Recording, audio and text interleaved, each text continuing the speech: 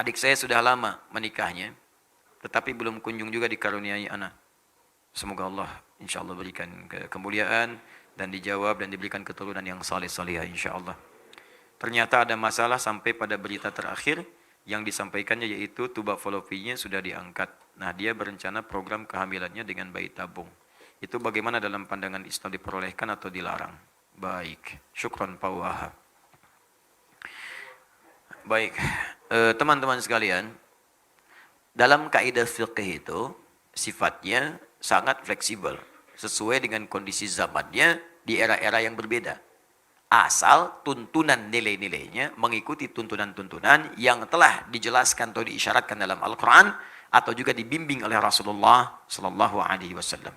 Kaidah pertama, bagi perempuan, jika memang kemudian setelah menikah berikhtiar kemudian memohon kepada Allah untuk diberikan keturunan, maka silakan berikhtiar.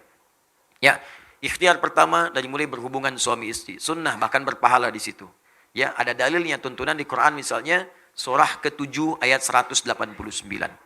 Ya, ada lagi nanti di Al-Baqarah misalnya ayat 187 sampai ayat ke-223 juga ada di situ. Dari 222 bahkan dari nikahnya 221, 222 sampai 223-nya. Amalan itu bisa melahirkan jawaban dari apa yang diharapkan.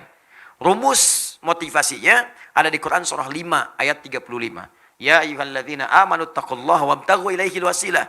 Hei orang-orang beriman, tingkatkan takwamu kepada Allah, cari wasilah dengan takwa itu untuk menjawab apa yang kamu inginkan. Misal Anda punya harapan nih, ya Allah saya pengen punya keturunan, 2 tahun belum ada, 3 tahun belum ada, 4 tahun belum ada. Apa cara terbaiknya? Kata medis gak bisa ini mustahil, kata klinis gak mungkin. Maka cara yang terbaik adalah kembali kepada Allah yang tidak punya batas. Semua akan dikasih. Bagaimana caranya? Allah berikan satu jalan, satu aja. Ittaqullah, tingkatkan takwa kepada Allah. Rumusnya takwa. Takwa itu disebutkan 115 kali dalam Al-Quran. Maka setiap menyebutkan kalimat takwa, di situ ada amalan. Keluarkan amalannya. Tempuh amalan itu dengan niat untuk mendapatkan jawaban dari ikhtiar yang sedang dikerjakan. Apa contoh dari takwa itu? Salat. Karena kalimat takwa pertama dalam Al-Quran, bagi orang beriman, disandingkan dengan salat. Dan mana dalilnya Ustaz? Quran surah kedua Al-Baqarah, ayat kedua sampai ketiga. Dzalikal kitabu la raiba fi hudal lil muttaqin. Siapa orang takwa muttaqin itu? Ayat 3-nya. Alladzina yu'minuna bil ghaib wa yuqimunas shalah. Yaitu orang yang telah beriman kepada Allah walaupun tak nampak dalam pandangannya, maka dia memaksimalkan salat dengan membuktikan keimanannya kepada Allah. Buktikan iman dengan salat. Minta dalam salat, bangun, tunaikan salat. Dan lewati seperti orang biasa. Orang biasa cuma 5 waktu, Anda tambah dengan sunnah, bangun tahajud, bikin mihrab, salat di situ, minta, mohon kepada Allah dalam salat Anda. Ini pernah dicontohkan langsung, bahkan ada dalilnya. Kisah Nabi Zakaria. Di Quran surah ketiga Ali Imran. Ayat 38 sampai 39. Bangkit sholat di mihrab. Begitu sholat, berdiri, minta kepada Allah. Dalam berdirinya mohon. Ya, hunalika da'a Zakaria Rabbah. Di mihrab itu saat sedang sholat, Nabi Zakaria bermohon kepada Allah Rabbnya.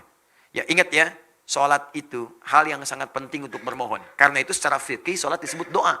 As-sholatu hiya doa. Sholat itu doa. Jadi kalau sedang sholat, minta. Ada 4 posisi yang paling strategis. 4, 1 berdiri, 2 saat rukuk, 3 saat sujud, 4 sesaat sebelum salam. Strategis untuk memohon kepada Allah, minta. Makanya dulu semua nabi, orang soleh itu kalau punya hajat, sholat. Minta. Sholat. Dalam sholat kita tuh 5 kali, minta. Hajat kita apa? Minta. Ya, kalau ada yang mendesak, misalnya datang ke masjid, tahiyatul masjid, minta sholat. Lihat waktunya, kalau duha, dalam sholat duha minta. Syuruk minta syuruk. Malam tahajud minta. Semua nabi sholat. Kalau nggak percaya, lihat di Quran. Quran surah ke-20 ayat ke-14. Nabi Musa sholat. Nabi Isa sholat. Quran surah 19 ayat 31 sampai 33. Nabi Ismail tadi sholat. Quran surah 19 ayat 55. Bahkan minta keluarganya sholat. Wa kana ya'muru ahlahu bis sholat. Minta keluarganya sholat. Para nabi nyuruh keluarga sholat. Anda bayangkan. Nabi Muhammad minta. Bukan cuma anaknya, Fatimah misalnya, tapi juga suaminya, menantunya. Ali bangun, minta, sholat, minta. Apa yang dikatakan Nabi Zakaria dalam sholatnya? Qala rabbi habli min ladunka dzurriyyatan thayyibah innaka sami'ud du'a. Ya Allah, mereka memvonis aku tidak mungkin punya keturunan. Mereka katakan mustahil. Karena istriku divonis secara medis, itu monopus dan mandul. Maaf, habli dari kata wahab. Wahab itu artinya pemberi yang tidak punya batas. Sifat Allah memberi yang tidak punya batas. Wahab. Ini dahsyat. Ini kalau ingin berdoa, awali dengan nama Al-Asma'ul Husna. Ayatnya jelas, Quran surah 17 ayat 110. Qulid Allah awid Rahman ayyamma tad'u falahul asmaul husna. Kalau punya hajat sebut nama Allah atau Ar-Rahman atau cari nama yang sesuai dengan hajatnya. Kalau butuh rezeki ya Razzaq. Besok mau ujian ya Alim, kan? Ini pengen punya sesuatu, kata manusia terbatas, cari yang tanpa batas. Wahhab. Wahhab permintaannya disebut hab. Kalau untuk banyak hablana, untuk sendiri habli.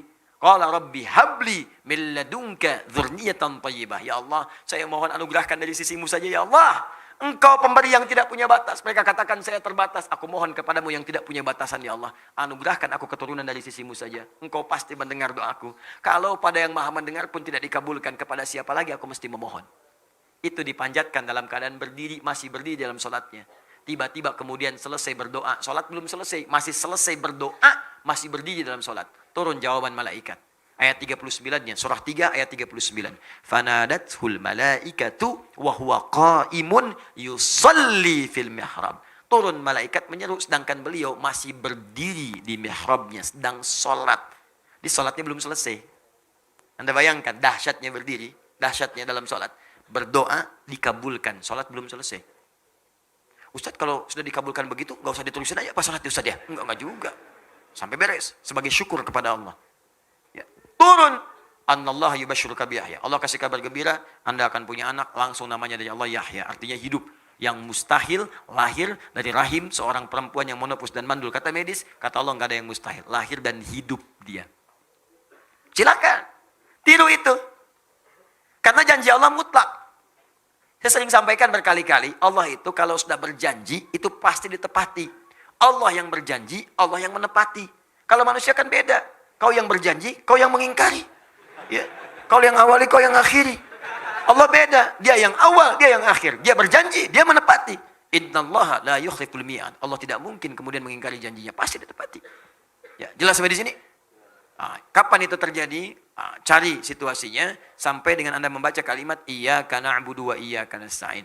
Itu perintah di Quran surah kedua ayat 45. Wasta'inu bisabri wassalah. Kalau punya masalah, sabar dulu lalu minta dalam salat. Wasta'inu, minta. Kita akan minta nasta'in. Kita mohon iyyaka na'budu wa iyyaka nasta'in. Maka dijawab di hadis qudsi. Qala Allah azza wa jalla, hadza baini wa baina 'abdi wa li 'abdi ma sa'al. Ini perjanjian antara aku dengan hambaku. Kalau hambaku benar salatnya sampai bacaan ini, apapun yang dia minta sekarang aku akan kabulkan.